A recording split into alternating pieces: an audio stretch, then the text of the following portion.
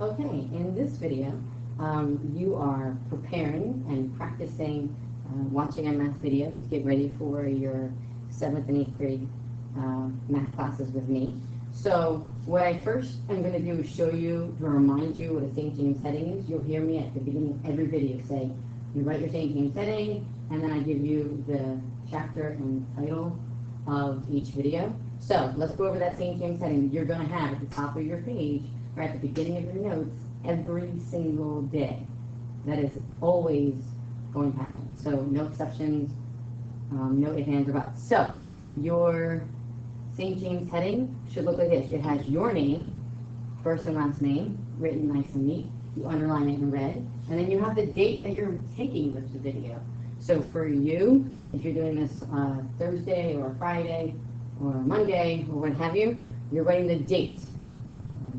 January 1st, May 18th, March 2nd, whatever the date may be, and then the year, of course. Everything underlined in red, nice and neat, with a ruler. We don't do multiple colors. Red will be just fine. Everything in pencil. Then you write St. James Catholic School. Again, underline in red. And then today, our topic, we're going to say it's a practice math video. It's a practice so you're ready and you know where to find the math video, you know how to take notes in my class, and things like that. So it's just to set you up for success for next year. Okay, so here we go. If I write it down, you write it down. That's the rule. If I write it down, you write it down. So here's something you're going to write down. The definitions. Fractions is a method to organize part of something out of the whole. So it's part out of whole. So you write fractions, you underline that in red, and then you write the definition. As a method to organize part of something out of a whole. Part out of a whole. Very often I have found any student who struggles with math, very often, not always a guarantee, but very often has started struggling with math when it comes to fractions. So I wanted to tackle some of that now. Okay, so here's an example. The pizza that you have pictured above, you don't have to draw the pizza, but you can if you'd like to try. The pizza has 8 slices. So 1, 2, 3, 4, 5, 6, 7, yep, 8 slices. If Mary ate one of them, write a fraction to represent how many slices she ate. Okay, so I'm going to write a fraction. Remember, the fraction means it's a part out of the whole. Part out of the whole. That's what a fraction is. You're representing what's missing or what's eaten or what's taken out of all the possible choices. So yes, you write the example down. You write the pizza has 8 slices. You write the whole thing down. And now we're going to write a fraction. So it should say have the part out of the whole. So your numerator, the numerator is the top part, numerator. Let's practice our vocab here. Numerator over the denominator. Okay, your numerator is generally going to be the smaller number. If it's improper, it's bigger, but generally numerator is smaller than the denominator. So what would be the fraction here for this example? If Mary ate one of the slices, what's our fraction? Our fraction is 1 out of 8. So she ate 1 part out of 8 total slices. So remember, it's part out of the whole. All the slices together is 8. Well, there's 1 out of 8 slices. Okay, so that's where your fractions come from. So if you, just for some reason, misunderstanding what a fraction actually is, let's begin there. That's what a fraction is. It represents part, 1 slice, out of how many? 8. The whole number would be 8 slices altogether. Okay, so now we're going to talk about adding and subtracting fractions. So yes, you're writing this down. So when adding and subtracting fractions, there are 2 different kinds of fractions we're going to have to worry about. Ones with common denominators and ones with uncommon denominators. Okay, common denominators means what? The denominators are the same. Same denominators. Okay? Uncommon denominators means just that, uncommon, different denominators. So yes, you're writing all this down. Okay. So let's practice. And obviously you do not have calculators, you'll never have calculators in 7th grade, and no, we are not using our fingers. So if you're struggling with multiplication, your multiplication tables, you're going to spend the summer memorizing them, inside out, backwards, and forward. I will not see you using your fingers. So let's practice adding fractions just to get us warmed up. So we'll start with common denominators. Common denominators means the same, they are the same, they're the same denominator. So let's start with 5 over 9 plus 2 over 9. And it does not matter to me if you write it horizontally, like I just did, or vertically. It doesn't matter to me. I really, that doesn't bother me at all. It's totally up to you. So you can write it horizontally or vertically. You're going to find I'm going to write it horizontally. That's strictly to help with space on the smartboard. Okay, so horizontally, for me, 5 ninths plus 2 ninths. Well, you leave the denominators the same. The denominator stays 9, because again, we're looking at a pizza. This pizza is cut into 9 slices.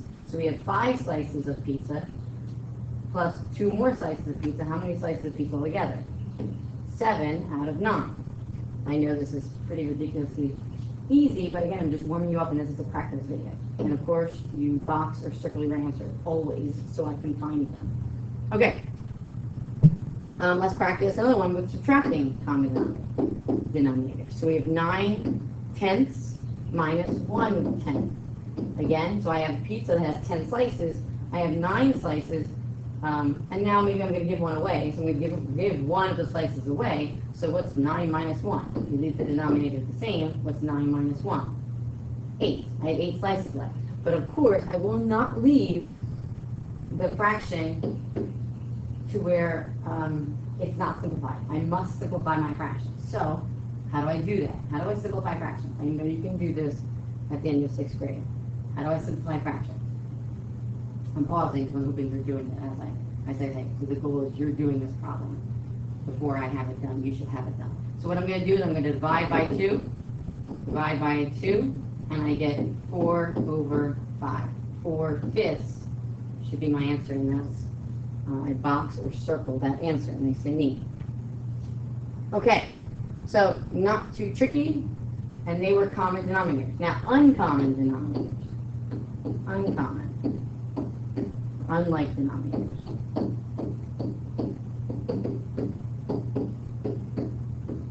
Okay, here we go. So, I have 1/2 plus 1/6. Here's the thing. When I'm adding fractions, they have to have the same denominator or it's not going to work. Okay, you have to have the same denominator. So the first thing I have to do is change and make them common denominators. Common means I can make them the same. And the easiest thing to do is to make them the same number that's the smallest number I can. So you want to use the least common multiple to do that. I know you've heard that before. So what I'm looking for is, okay, what number does both 2 and 6 go into?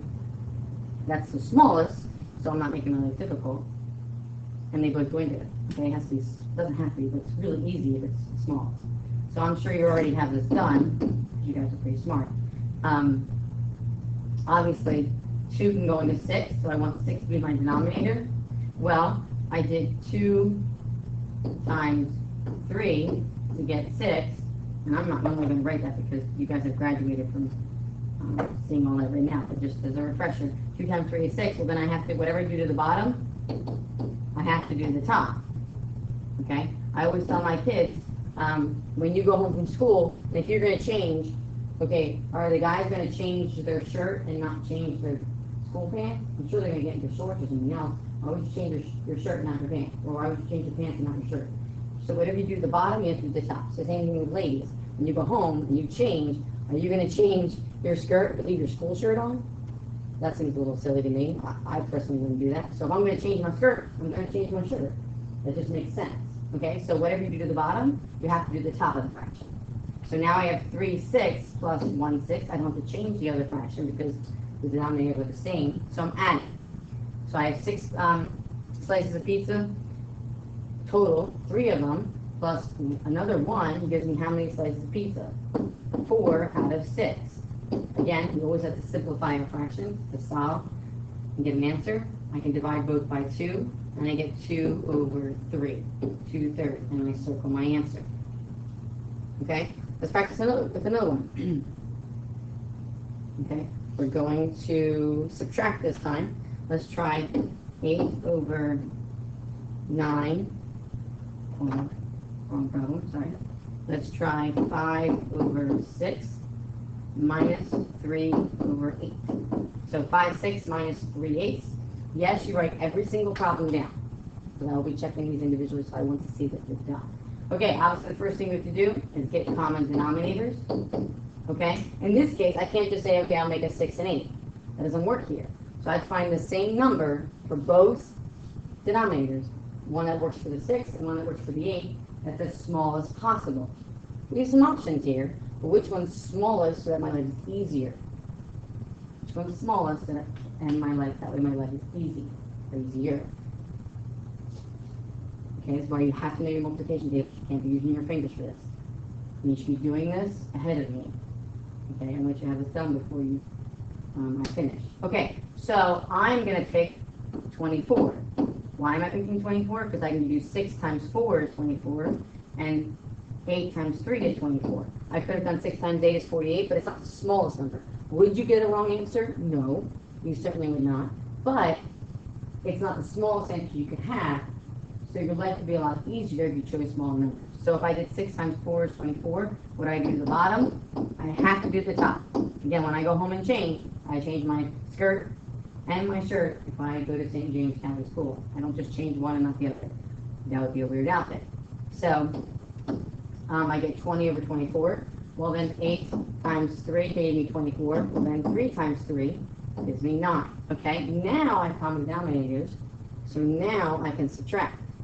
20 over 24, so I have 24 slices and a pizza. It's a really thin pizza, piece of pizza, but okay.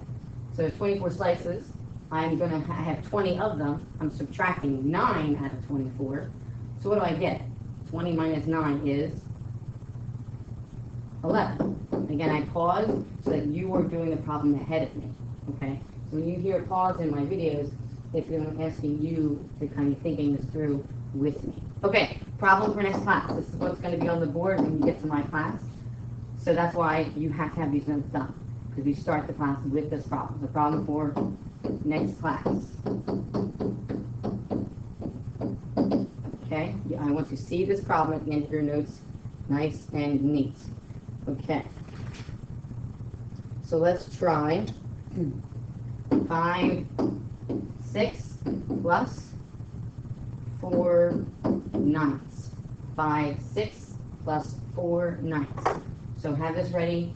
Pause the video if you need to go back and look over things. If I went too fast, I do go fast, try to make the video short for people, but get all the notes written down nice and neat, and pause the video if you need to, okay? I will see you next class.